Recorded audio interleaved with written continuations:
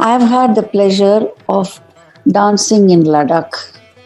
Oh, that is The very. highest, the highest level, because I had gone there to entertain the Jawans after the Chinese aggression.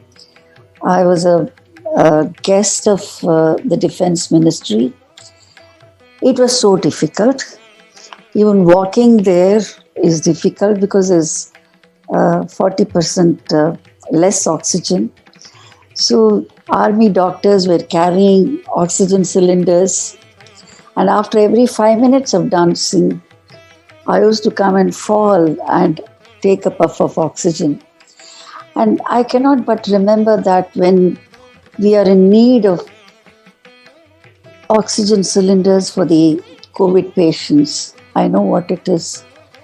And recently, uh, I did a workshop, dance workshop, to collect funds for buying oxygen for the COVID patients. And I'm so happy that this NGO, which organized my workshop, collected something like 6 lakhs in a 3-day workshop. So, oxygen brings me close to Kashmir. So, in fact, what came to my knowledge was that Abhinav moved from one guru to another, one teacher to another, and whereas we generally know that Guru Shishya Parampara, a disciple gets stuck to one guru and moving away from, you know, uncommon. Whereas here we see that he is not stuck. He's been very restless in his learning, and maybe he did not get the answers from all those gurus to attain self-realization, and he did. I wouldn't say that he didn't get the answers, but Abhinav Gupta himself, in one of his works, not in Abhinav Bharati, in one of his works, he describes the craving, the thirst for knowledge to attain that Shiva consciousness is something like the black bee, which goes and collects honey from so many flowers. And it is not like the usual honey bee. So it's question of that thirst for knowledge, getting different spectrums of that one light Right. from different sources. So it was not as though he was not satisfied with any one guru. It was question of grasping Grasping. and assimilating into himself the various spectrums of knowledge, which became jnana. Mere Shastra became Yeah. Veda into him. When he got dissolved in them, it became jnana. The Whole. One. whole. So it has been, Dr. Padmanji, it has been very an exciting day for me, and I'm sure for the listeners also. It is going to be a great depth of knowledge which uh, we got it from you today.